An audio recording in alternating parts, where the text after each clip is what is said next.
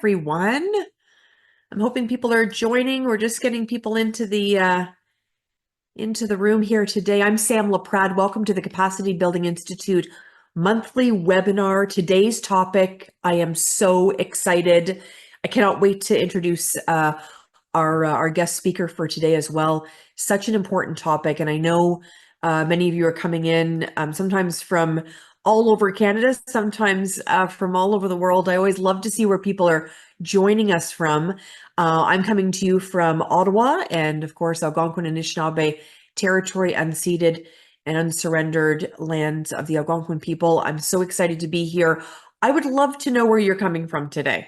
We're just getting started. If you want, I love seeing in the chat where you're joining us, so feel free to include that. And Hannah's prompting everybody there to get started today. We're going to be talking about really a lot of trends, especially when it comes to staffing in the nonprofit sector today. A really important topic.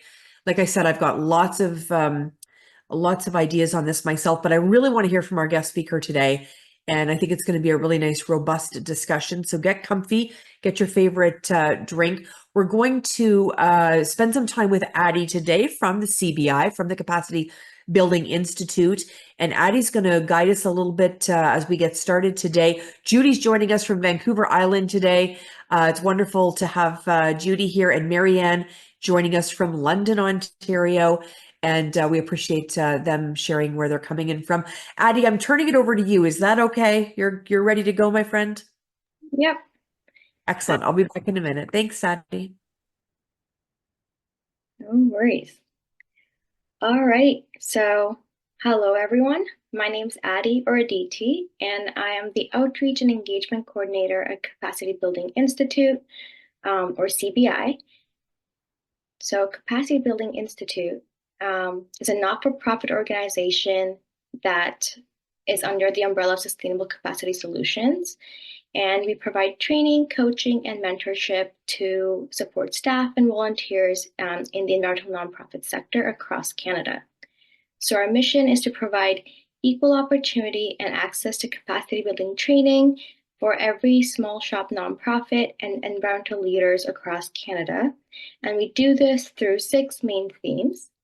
So they are financial management, fund development, governance and board development, volunteer engagement and human resources, communications and outreach, risk management and legal issues, and leadership and organization culture. So these themes are present within all of the different programs that we offer. We're currently offering 3 different programs. So the Capacity Building Webinar Series, which is a free monthly webinar, as the one you're attending today. And in these webinars, we have a number of different speakers and leaders in the nonprofit sector that come in to discuss a variety of different topics. Our next webinar is going to be for corporate funding. So you can come directly ask your questions to funders, and that will be on November 27th from 4 to 5 p.m. We also have our flagship program, which is the Capacity Building Certificate Program. And this is a boot camp for executives and senior staff members in the Canadian environmental profit sector. So this program has 6 different module-based trainings, and it's based on the 6 themes that I mentioned earlier. And then lastly, we have our Youth Intern Training Program, which is a skills development and training program for youth between the ages of 18 and 30. And this is the perfect opportunity for young professionals who are just looking to get to know the sector a little bit better and also learn more about it. And our winter training program applications actually just opened. So we have a few sponsored spots available for youth in Ontario, Atlantic, and northern regions of Canada. I'll have the link to the applications in the chat if you guys are interested, but you can also scan the QR code to apply directly. I am currently participating in this program right now, and I've gained a lot of really valuable skills, including grant writing, and I think I've learned a lot about the sector, so I highly encourage you to apply today, as sponsored seats are limited. Moreover, if you're not for profit who could benefit from having an intern or a volunteer, or you currently have a youth staff member who you think could benefit from the training, you could also apply as an employer. So this is a really great way to bridge the gap between your capacity while also providing the opportunity for youth like myself to gain more experience. So we have actually a number of different trainers that we work with. So we have Sam, who is hosting the webinar today. We also have Rob Barnes, who's worked in the sector for over 10 years. Barb King, who has 20 plus years of extensive management experience in the sector. Alex Keegan, who provides training and consultations on communication strategies. And Dwayne Taylor, who has helped nonprofits for over a decade. So all of them have different specialties and a lot of experience in the sector. Lastly, we run a number of different programs and support over 150 different organizations across Canada, which would not be possible without our funders and supporters. So big thank you to all our funders and supporters for allowing us to deliver programs like this webinar. Before we get into today's webinar, here's the contact information. So if you have any questions or are interested in the programs, you can reach out directly to Hannah and I. And I can also put all this information in the chat if that's easier. We also have very exciting webinars lined up for the end of the year. So like I mentioned earlier, we have our November webinar, which is with corporate funding. So we'll have 2 corporate funders come in and you can directly ask them questions like how they do their granting, etc. And in December, we'll be having the BIPOC Fellowship come in to talk about the importance of diverse leadership. And you can hear directly from BIPOC leaders. So all of this information, reminders to our webinar, updates on community events can all and more are also available through our newsletter so that you can sign up for if through the QR code there. And also I'll put in the chat. And I'll turn it back over to Sam. Wonderfully done, Addie. Thank you so much. I appreciate it very, very much. We have lots to get to today, and I don't want to waste 1 second. I want to introduce our special guest speaker today, and that is Mary Barrell. She's the president and general counsel for Charity Village. Mary Barrell, where are you, my friend? There you are. How are you? I'm well, thank you very much. I'm delighted to be here. I am so excited. We have about 53 minutes, Mary, and I think we could probably talk for 53 hours about this topic. So first of all, I want to find out a little bit about you. Give us a little bit about your background. Oh, absolutely. Well, I have a common background as to you, Sam. I understand. I started off being a journalist in broadcast news and worked for CTV affiliates, and CBC was my last role before becoming a lawyer. And I went into law, studied law, and began working in the media and entertainment sector of practice that both for you may remember certain corporations that were Alliance Atlantis was where I started my career in Toronto, and then I started my own practice, and I worked in that area for some time. I became and appointed in 2013 as VP of Media Affairs and General Counsel to Charity Village, and then most recently I was appointed President and General Counsel. So that's I've been very pleased to be doing that just on the eve of the pandemic, in fact, and we went through a lot of crazy times in helping support the nonprofit sector in addressing the many challenges that came their way during that very difficult time. It was a very challenging time, and I need a nap after that resume, Mary. That's a big Sorry, that's a big I guess resume. it was a little bit too long, but in any case. No, I didn't mean it that way. I meant that you've just done so much. Like it's impressive. I could listen to you all day. I think it's wonderful that you've got all this great experience. We're going to be diving into a really important topic that's important to both of us, and that is about the sector and the people behind the sector. And you mentioned the pandemic, Marion. I don't think that there was ever a more sort of important time than when the pandemic hit. Both the private sector and the government looked at the nonprofits and said, okay, solve this for us. And all the nonprofits were going home with Commodore 64s, and no volunteers had gone away, asked to do more with less. So talk to me about this last coming up on 5 years, what that's been like for this sector. Well, it was quite an extraordinary time, I think. What we certainly saw from our perspective at Charity Village was that, this what was key was the capacity to be able to continue to deliver services and figure out a way to operate in a way, in ways that not many of the nonprofits and charities had ever worked before. So, their fundraising strategies had to go out the window. There was no more in-person sort of events. They had to figure out new ways and actually go extremely digital. They had to learn how to work with their teams being remotely or hybrid. Even to deliver services in a different way. So I think we saw this enormous change. And I must say, I think what happened was the good thing about the pandemic, if you can say that there's anything that was good that came from the pandemic, was the fact that, the nonprofit sector really came together, pulled together, were able to collaborate in ways that they'd never had before, and learn skills at a breakneck speed in order to be able to change the manner in which they serve their communities and their stakeholders, and really change the way that they operated at an extraordinary pace and delivered extraordinary services during that really difficult time. So I am really the other thing I think it did was it raised awareness of how important the not-for-profit sector is within our economy, but also just in terms of being,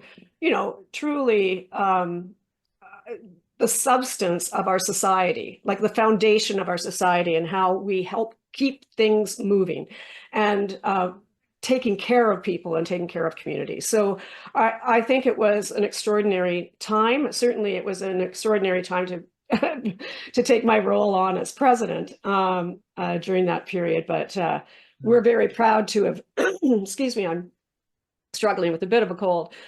We were very proud to bring a whole lot of new digital services through Charity Village, including, a lot of e-learning training as well about helping the nonprofit sector to be able to learn to operate differently and to support in a lot of free services and information that we were able to provide during that time. So I'm very proud of the sector, and I'm very proud to be a part of it. And I think the Herculean capacity to be able to take on that enormous challenge and to be able to deliver the way it has was extraordinary. Oh, absolutely. And Charity Village, I think, those that maybe haven't been connected, I can't imagine anyone in this country that hasn't been connected to Charity Village. But certainly you offer so much more than just posting of jobs. Like it's such a robust resource. One thing that I want to talk about, and you sort of touched on it a bit, is the burden of care. It's a lot of weight. I have a lot of friends that work in this sector, and you can literally feel the weight on their shoulders. Is this something that you're seeing as well, Mary? Yeah, and I think you're touching on I think it was a very appropriate title to a report that came out recently that was commissioned and worked on and researched by Environics Institute and the Diversity Institute and Future Skills Center. That had an extraordinary capacity to be able to pull together a lot of data. So they surveyed 12,000 Canadians over a 4-year period. So it included pre-pandemic, during the pandemic, and then post-pandemic data about the sector. And the title is Burden of Care, and because it was talking about the impact on the actual workers within the sector. They were able to drill down on some extraordinary sort of findings that are of concern to the nonprofit sector, and certainly for leaders of organizations about their workplaces, and the impact of the nature of the work, but also that incredibly difficult experience that workers in the nonprofit sector went through during the pandemic. And it's all about their capacity to have be satisfied in the workplace. And so we explored this in one of the podcasts that we did this year, because it's recent findings that are really, really significant, where they found that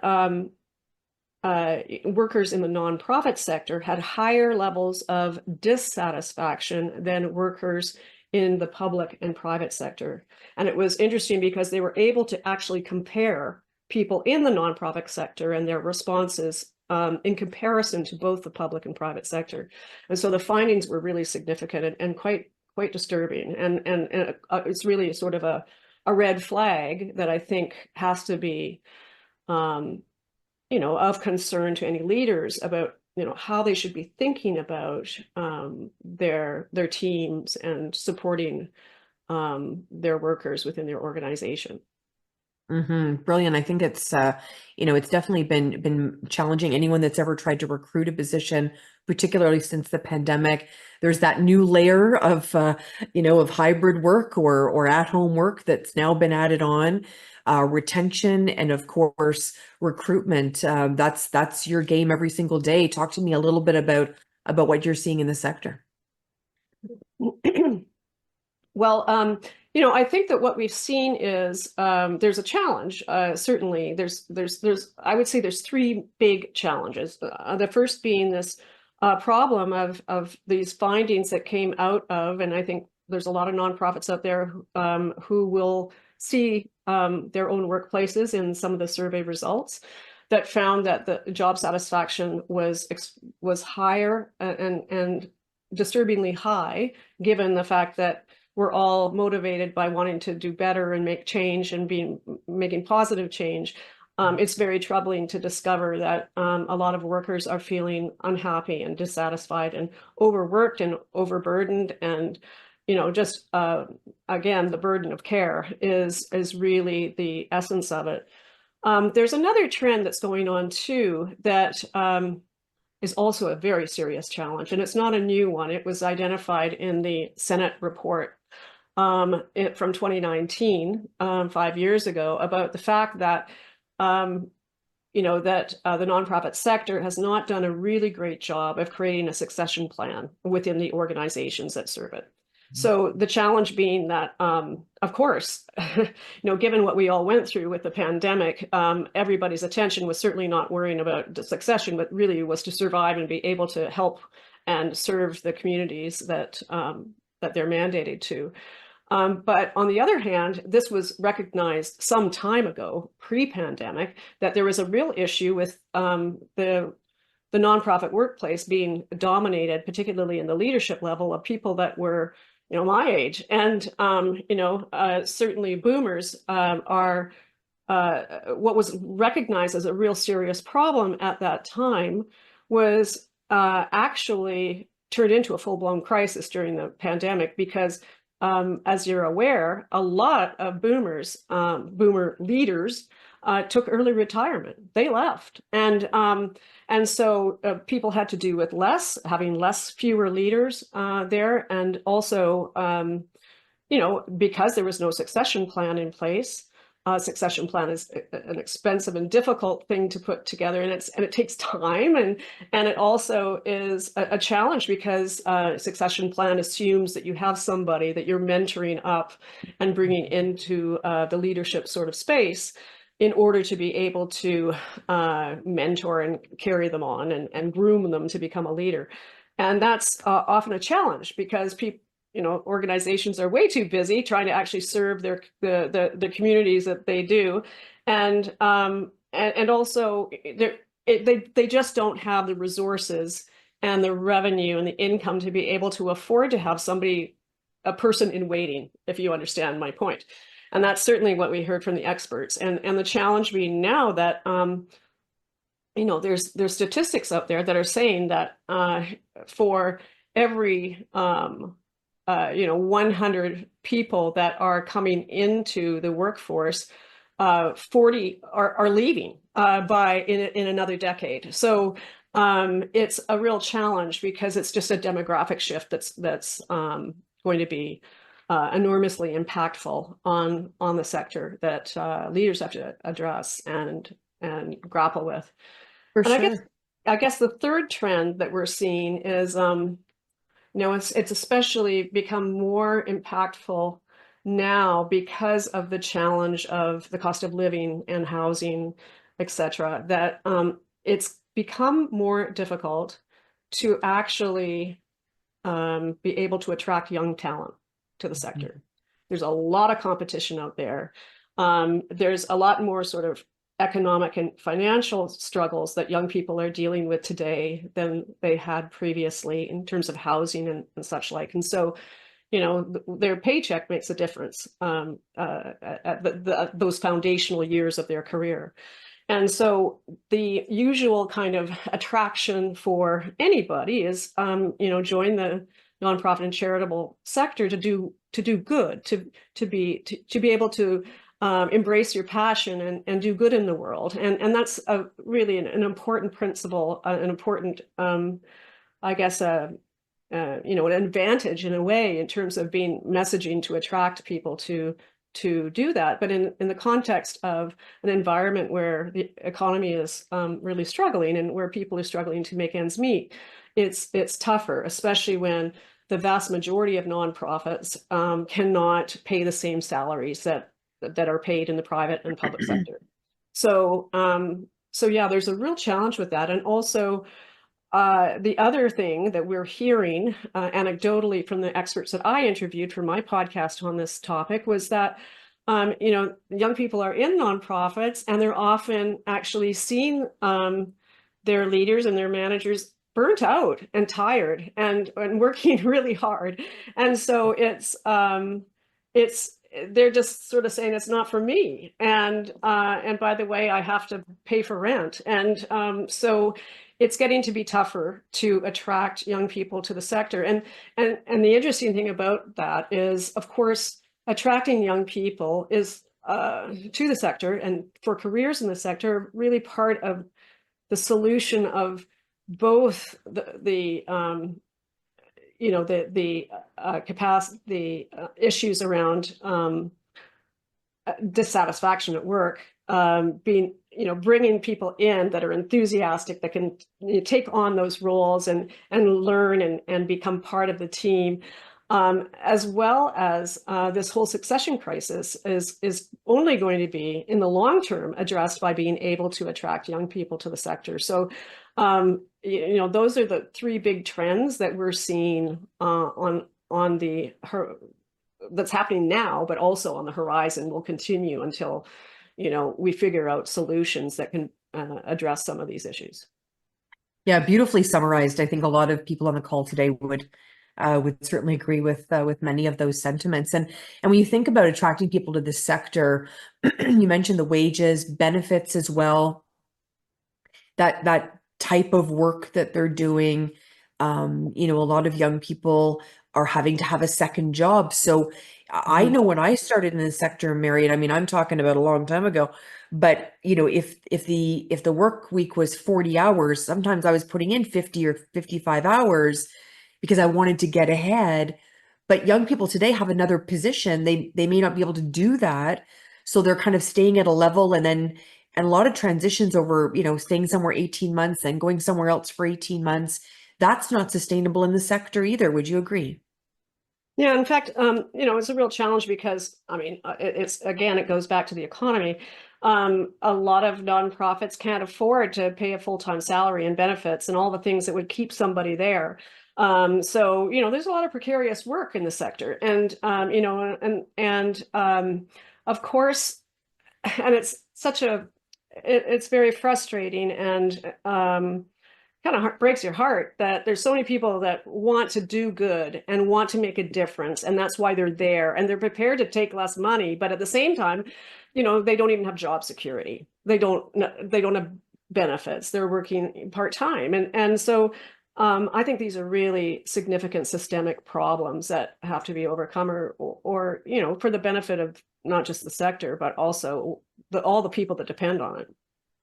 And you mentioned succession a little bit earlier, and boy, oh boy, I mean, if there's one sort of topic I get called to talk about a lot, is, you know, boards that go, oh my gosh, our ED is leaving in 6 months and Yeah. we don't know what we're going to do. And, you know, the ED has, in most cases, brought it up a couple of years earlier and said, here's my sort of my time. And then it kind of hits. And as you know, more than anybody, to sort of find the right person takes a lot of time. So that succession planning, and you know, there's one thing to be a founder of an organization, that's a whole other level. But you know, an executive director that's maybe been there 10, 15 years and to see this kind of change, do you find people are looking for a different skill set? Are they looking outside of the nonprofit sector? Maybe somebody that was in business. Are we becoming a bit more creative filling those positions? Well, I think what happens is, I mean, certainly there's a lot to address your point. There's certainly a lot of organizations and boards who, frankly, you know, that take the attitude that let's not fix what's not broke. And, you know, they've often had leaders in position for a long time, and everybody knows that it's going to be a daunting challenge to try and, you know, put somebody into those shoes. And so it tends to be delayed, is what I'm hearing from experts that work in this area. And of course, then when the time comes and somebody's leaving through the door, they literally need to go outside to look for expertise, and that's not easy. And it's a longer process than most people tend to think it is, especially for in a leadership position. And really, there's also competition for those people as well. It's you know, being able to make an appealing sort of package. That being said, if you're not looking for somebody younger, you're often going to be able to access potentially what we call sector shifters. So those are folks that might be taking early retirement in the private sector, that have these skills and have a lot of energy, and they don't want to be disconnected from the world in retirement. So they really want to engage, and they have these valuable skills that they can bring to the sector. And so organizations are welcoming those folks in, and we've always seen at Charity Village a lot of people that are coming in, or they've just given up because they don't like the private sector or their job, and they want to still have a, you know, purpose with a paycheck, and be involved and engaged with the world. And those folks come with a lot of expertise, a lot of problem-solving skills in a different context. Now, the challenge is there's such a different mindset in the nonprofit world than there is in the private sector. And so I think that fit is kind of complicated sometimes. And we encourage candidates to try and understand the nonprofit sector first. And many of them do, because they've been volunteers or they've been sitting on boards or something to that effect. But I do think that there's some reluctance on the part of organizations and boards who are, you know, seeking the next leader. There's a little bit of hesitation, a little concern that they may not really fit because they're not of the same mindset. And in some cases that's probably true, but you know, I think that nonprofits and charities can benefit from you know, assuming that there's the right motivation and intentions behind the person who's interested in the role, that there's a lot of learning that can be done as well by organizations to, you know, be more efficient, more productive, and applying some innovative strategies that from business into the kind of work that we do every day in the nonprofit sector. Yeah, beautifully said. I think one of those that we've seen over the last 15, 20 years, I find, is data. Business was always so hot on data. And I found about 2 decades ago, the nonprofit world sort of looked at those databases and went, there's a lot of information in here that we could use the science of fundraising to then increase and enrich the art of fundraising. So I think a lot of that has happened over the last number of years as well, the influence of the business sector on our sector. I want to touch on founder syndrome because this Mm. is, oh, this is a thing. This is a whole thing. No. So for those that maybe aren't familiar with founder syndrome, I'll let you give your description. Well, I would say it's kind of a derogatory term when it's used. It's really about somebody who have, you know, they've founded a charity or a nonprofit. It's their passion. It's all of, you know, and they've made it an extraordinary achievement in building what they have.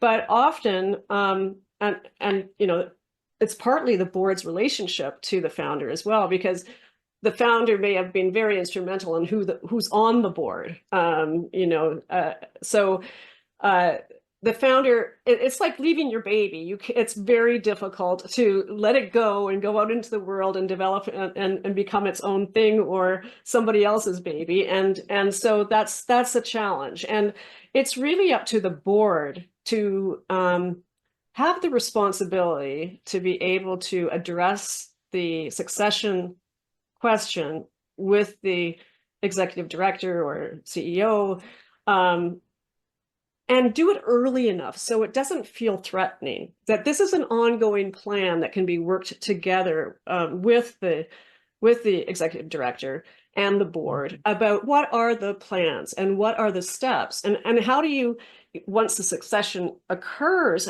or even how do you train that person, and can that new person benefit from you know, the ongoing presence of the departing leader in order to be able to properly you know, make sure that that person is up to speed on all the important issues that the nonprofit has to deal with, fits into the team, understands the rhythm, the culture, all of that. But the problem is, as we've talked about with the succession crisis, is that it's suddenly like, oh, they're leaving. What are we going to do now? And so that's why it's so important that even if you can't really mentor someone within to be able to groom them to take on the leadership role, if that's beyond the resources and the capacity of the organization, working with the board, I think it's important for you know, the board to actually have those tough conversations and make sure that the executive director understands, even if they founded it, that if they're really committed to the ongoing sustainability of this organization, that they have to think past when that person will be there and start that discussion. But it really is a thing, and particularly, you know, the vast majority of charities and nonprofits in Canada are very small, and so and there's a reluctance, I think, of many volunteer board members to take on that that really tough job of talking to somebody who's given their whole life to a cause, and you know, it's a very delicate conversation. And in so many examples, they started because of a personal reason, right? Exactly. So it even adds another sort of emotional moment there. I want to talk about solutions. We've got some great questions, by the way, coming your way from our Okay. participants, which I'll share in a minute. So encouraging anybody that still wants to throw a question in the Q&A there, I'm happy to share those with Mary today. But can we talk a little bit about sort of this idea that there are some solutions. All hope is not lost, Mary. There are some things that we can do.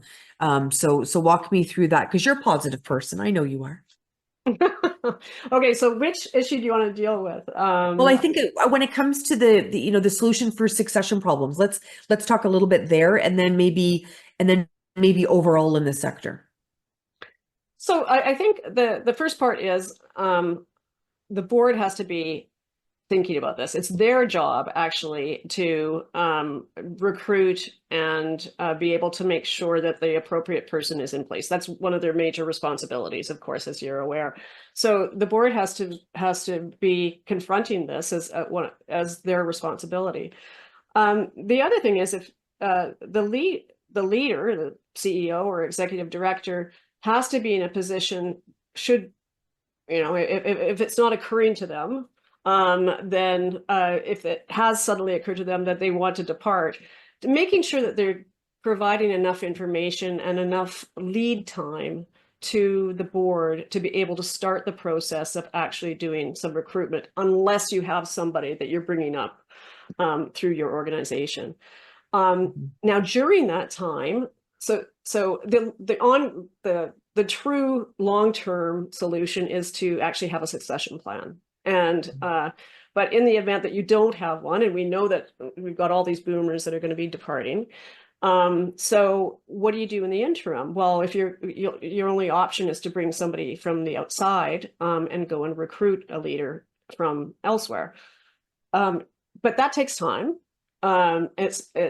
It's a whole, you have to plan what you need, figure out what the needs are even before you start creating that job description, figuring out what networks you're going to use and what professionals potentially you'll be using to help assist the board in finding and recruiting, and then of course all the interviews and the onboarding, and that is a long process. So the experts that I spoke to suggested, well, there are things you can do in the interim. So in that transition period, you can have what they call interim leaders. So hiring somebody that has skill sets that you can use to come in for short periods of time, what that transition period to cover that off. So 3 months, 6 months, 9 months, whatever it might be.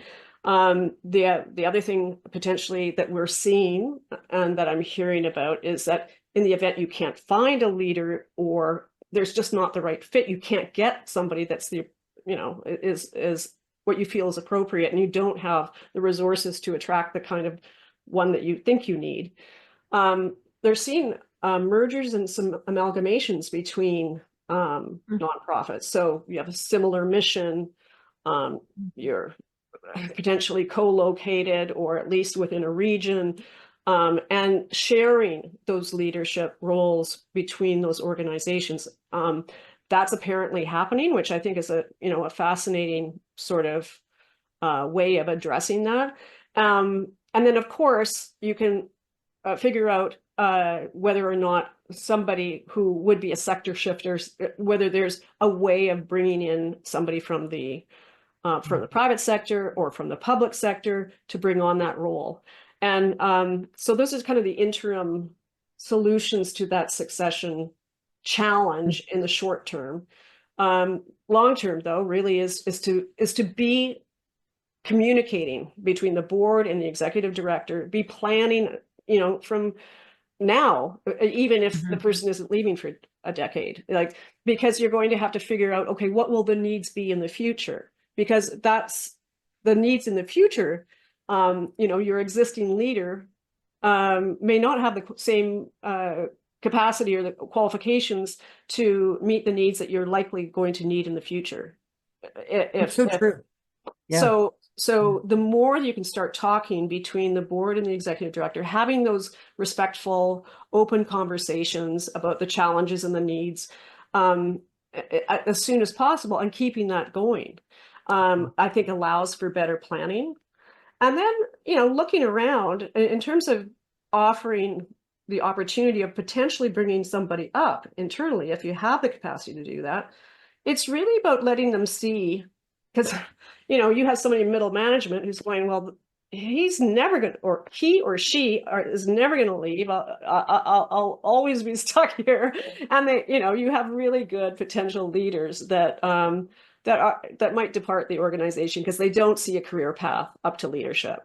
And so you have to also reach out to those persons within your organization and show them that, yes, there is a career path, and can keep them engaged by developing the skills that you think that they will need in the future if they're the right person that you think would be appropriate for eventually leading the organization.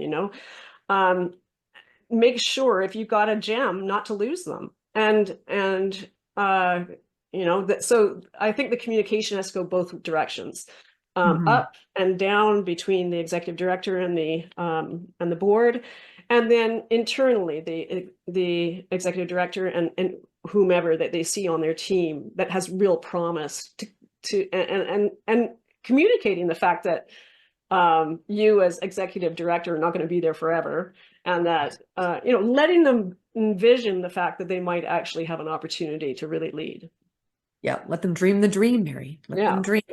Yeah. Which is always good. I love when you see somebody that, has kind of come up through the ranks. And then I know somebody, for instance, that used to attend a Boys and Girls Club, and now they're the CEO. Like, I love that. They had all these different steps to get there, and I think it's brilliant.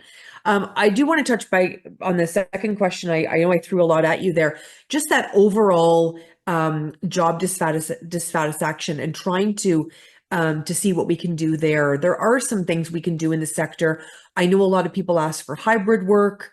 A lot of people say, listen, I know you can't pay me anymore, but can I get the week between Christmas and New Year's off? Or, like, there's all sorts of different ways to try and keep those employees, those gems, as you spoke about, satisfied. We have a couple of minutes, and then we're going to jump to some of the participant questions.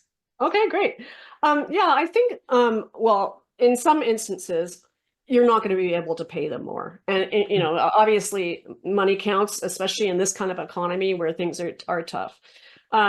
So a lot of organizations may not have that capacity to be able to do that. So, but there's other ways that we can, help improve the culture. Giving more people more flexible hours, potentially, if they have childcare needs or they have other responsibilities, seeing if there's ways that you can adapt your hours to be more flexible for them. Maybe there's a way of figuring out whether your benefits package can be improved that's within your budget. Giving people a chance to get professional development, if you're able to invest in that, so that they're getting more engagement and being involved in, they're seeing that they're benefiting in their career at the same time that they're working hard. They're getting something back. Paying attention to the culture, the work culture of the organization. Do you have supports for people? You have a lot of burnt out people coming out of the pandemic. Do you have any plans or programs that you can offer to help with mental health? Do you have programs to just in terms of supporting those who may need a little bit of a respite in terms of being able to refocus on their work and their lives? So maybe you give them personal days. Maybe you can attract them with more vacation time. Just having and exploring new ways of working. So hybrid work models, being flexible, having them come in part of the week versus the whole time. There's a lot of ways that you can build an attractive, engaging workplace that respects and supports people without spending a lot more money or Right. giving people huge promotions. The other really important thing that we heard in both these reports, as well as the attractor for young people, is a real commitment to diversity and inclusion. So it's a very attractive value to young people.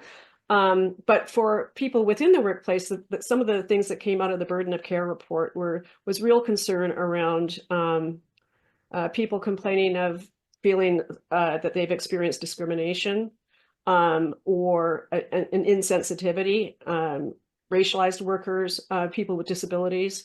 Having a commitment and showing your commitment to inclusion, accessibility, and equity in the workplace, I think, can go a long way as well. So these are some of the things that to overcome this real job dissatisfaction that's out there without a huge investment in funds that you may not have. And what I heard so much in that, Mary, is communication, right? Is having an open door, letting people communicate their needs, and also communicating with your team about what you can offer. I remember I was working so much. We had a big event coming up, and my daughter had a Christmas concert, and I needed to take, about 2.5 hours to get there, see the concert, and get back. And they were like, okay, well, you're gonna take a half a day then, off your vacation. but Yeah, but they also knew how much I was working and wasn't getting paid. So right. it's that communication. And I was so resentful driving that car. I remember driving to the concert and oh, I was so mad. And I'm thinking, you're not seeing the big picture here. Right, I right. just spent the weekend working on, X, Y, and Z. Anyway, I just think it's communication is essential. We've got some great questions, so I want to get to them because sometimes the best questions come from our participants. We've got a great Absolutely. question from Judy. So here's what Judy writes. I am the ED who has given notice, willing to stay until they find my replacement and train. God love you, Judy. That's amazing, by Yeah. the way. I have to say that. Any tips on how you can share how to make the transition smooth for me, for the board, and for the new person? I just want to say before you answer this, Mary, that is such a question from someone in the nonprofit sector. She's thinking about the board, she's thinking about the new person, and I'm so glad she's thinking about herself because so often we forget about ourselves in that. So congratulations, Judy, on thinking about you too. She wants to add that she's been 18 years in the role. Once again, God bless you. And no internal candidates. So there's no internal candidates here. But Mary, I'm going to let you take this because this is such a great question. It is, and I'm certainly no expert in this area at all. I mean, I learn everything that I'm talking about by speaking to experts. So I'm going to be passing on secondhand information. But I think the main thing to do would be to I think for your own self-interest, and I'm speaking to the ED, is set a time frame. Mhm. Don't leave it open because honestly, you're just way too valuable that as long as they can keep you there, they will. And, I just think that you should set parameters in terms of your time limit and then really communicate as to what the main, with the board, what the main sort of goals are in terms of the training and the transition. But also, I heard from a lot of the experts that I spoke to about this in the podcast that I dedicated to this topic, is that find out from the individual as well what they feel their needs are in terms of being able to craft a training and sort of onboarding that fits both needs.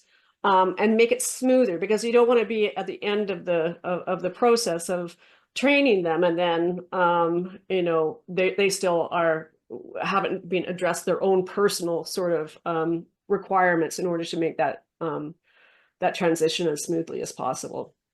Yeah, brilliant. And I was going to say the same thing too. I'm not an expert at all, but certainly a length of time because they'll keep you there another couple of Yeah, years they and will.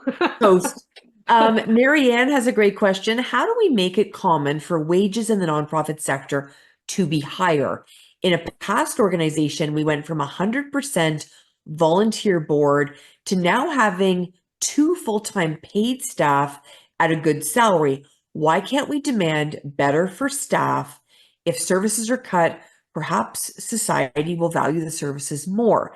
It's often said that in nonprofit workers, i.e., the homelessness sector, we're one step away from being homeless themselves, which is awful. Boy, oh boy, there's so much in there, Mary. But I'm going to let you take a crack at sharing some thoughts on this one.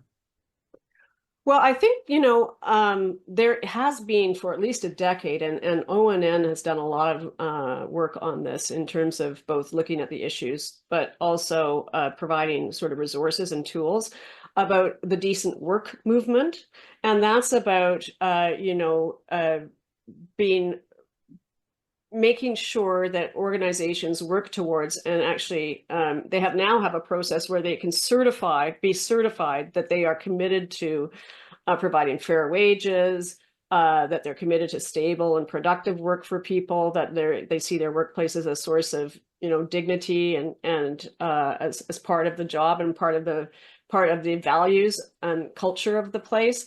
That the other part is, of course, you have to think about communicating to your funders and also to make it clear that there's this sort of fiction, I think, that that the less money that goes to administration means it's a more efficient use of donated funds. And we all know that what that means is that you have many fewer people doing so much more, and it's not necessarily more efficient. And I think there has to be an education of people understanding that this is what happens when you don't raise wages to a fair wage. It's a living wage, and people leave the sector. The community suffers, the Canadian society suffers as a result, because we simply can't be able to produce the kind of change we want to. So I think it's a combination of education of your own donors, individual donors, that how you spend that admin portion is actually, that's how you keep an effective, productive team. And as well as, I think we have to sort of look at, should we be lobbying for changes as to how we can use how a charitable organization can actually use funds, and in particular, should there be some changes in the guidelines and rules about how much can be paid to staff, because it's becoming unworkable when as some of these reports have shown, you have people in precarious work that they have to work by contract. They don't have a full-time position or benefits, and that to me is it's a real disgrace and a shame, because particularly given as we saw during the pandemic and continue to see the important work that charities and nonprofits do in our society, keeping it afloat and keeping communities afloat. So I think it's a real combination of ensuring that we lobby for it, that we communicate to our donors so that they understand what we're doing with that money, and ensuring that people feel good about donating to an organization that treats their people with a dignity and takes care of them and ensures that they're doing good work, and that they have the supports that they need to continue to deliver on the mission. Yeah, for sure. I hear, when you were talking about that, I kept hearing Dan Pallotta. If you haven't watched Dan Pallotta's TED Talk, maybe our friend Hannah can throw it in the chat there for everybody. He's got a new movie out called Uncharitable. I think every board should be watching that TED Talk. It's about 20 minutes, 25 minutes long, and watching this movie Uncharitable. I know boards have gotten together to watch the movie together, to watch the TED Talk together. There's some great stuff in there in terms of, if you've got an organization that's got, and I referenced it at the beginning, Commodore 64s, and water's dripping on your staff's head, they're not going to be productive. Right. So you have to make an investment into them to be able to see that investment come out as well. We've got another great question here. This is from Addie. Hi, Addie. How can organizations support early professionals and help them attain the skills and knowledge needed for them to climb to leadership? I mean, I think about how I was supported to get my CFRE, for instance, right? And all the professional development. I'd love to hear your thoughts, Mary. Well, I also, around the same time that I was vice president of Charity Village, I used to be president and CEO of Talent Egg, which focuses on young talent in Canada exclusively. And so we always did surveys with young people about what appealed to them in terms of joining an organization. And there was very interesting findings. They do, young people are passionate. They're passionate about things that they care about and social impact. And so we have some advantages in the not-for-profit sector in terms of attracting them. But once we get them there, we have to ensure that they are given, appeal to the young persons, what their needs are as well. Now, we can't always give them expensive professional development, but there's professional development that's out there that's available to be able to feel that give the sense that the young person is learning something while on the job, that will develop their skills that they can take into their career beyond the job that they're in, or to climb up the organization's ladder. Also, ensuring that they feel, given the people I've spoken to that work with a lot of young people, especially those that they're trying to bring into the nonprofit sector, talk about how, don't make them go and pick up coffee. Don't just provide them with the role of, taking notes at a meeting. Those things like those beginner kind of kind of tasks in a job are, of course, need to be done. But at the same time, they're looking for opportunities to have some autonomy, to have a responsibility, to be able to also understand the impact that they're making in their job in doing what they're doing. And also, it doesn't have to be a formalized kind of training, but to offer relationships or an opportunity to develop relationships that are sort of a mentoring experience.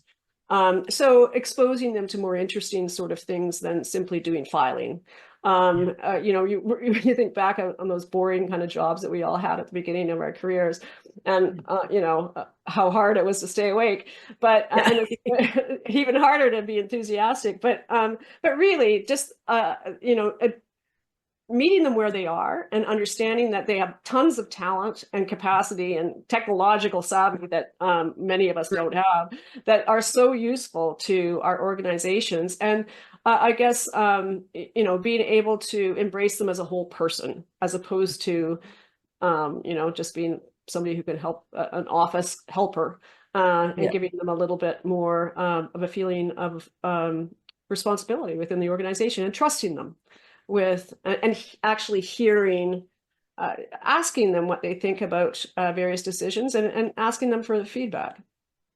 We've got two great questions. We only have about 4 minutes. I want to get to both of them. One question, this might be a really quick one to answer. Okay. It's such an important one, though. Is there a movement in this sector to 4-day work weeks? Oh, good question. I don't know, to be absolutely honest. We've certainly seen that there's a movement in the private sector. We've also seen that there's been pushback, in that space. I think that there could be really flexible, interesting ways of getting really good talent by sharing talent. So, even you might even be going for folks that would work 3 days a week and somebody else do the other two, and or somehow splitting jobs if they're interested in not having a full-time job, but actually to being able to participate in the workforce. Could be a very interesting way to address that. But I'm not certain, but I imagine that there's a lot of people that want it. I'm just not certain whether we're going to be able to adapt to it in a practical way. Yeah, no, fair enough. One other question. Oh, yeah, here it is. This is from Mary Elizabeth. And her question is, do you feel the increase in social enterprise may have added to the competitive labor market? Yes, it has. And I've heard that from other folks that are in the recruitment space. Interestingly, because they're able to, in some instances, in many instances, they're able to offer a higher wage while still having that, yeah, I'm passionate about and giving back to the world kind of social impact sort of passion point that is particularly important. So they do compete. Yes. Yeah. And it is that beautiful way of working, because it's kind of a hybrid as well, right? So, I mean, it is wonderful. When I said I could speak to you for 53 hours, I would love another 52, put it that way. I've really enjoyed our chat. I'm hoping we get to chat again. I know that you can tell by the questions too, and the engagement today, that others got much out of it as well, Mary. So thank you for your leadership in the sector. And for your frankness today about the sector. It's going through, some people have called it a rough adolescence. But I do think at the end of the day, there are some incredible people doing some wonderful work, and Charity Village is a leader among them. So thank you so much. Well, it's been my great pleasure, and I can't tell you what an honor it is to be working in the nonprofit sector. I think it's the best untold story in Canada. It's a fantastic part of our community and our society, and I'm very proud to be a part of it. Thank you. Absolutely. Appreciate the opportunity to speak with you, Sam. It was a real pleasure. Yeah. It was a pleasure. We'll stay in touch for sure. We're getting lots of thank yous in the chat. So there you go. Just feel all the love, Mary. Feel all the love to Addie, and to, of course, Hannah Rockburn. Hannah Rockburn is our glue every single month. She keeps us going. So thank you so much, Hannah, for everything. Addie, thank you for your commitment as well today and your contribution. And thank you to everybody for joining us today. We look forward to the chat in November about corporate fundraising. Oh, I've got lots of questions for that one. I know you will as well. We'll see you in November, everybody. I'm Sam LaPrade, and this is the Capacity Building Institute. Thank you.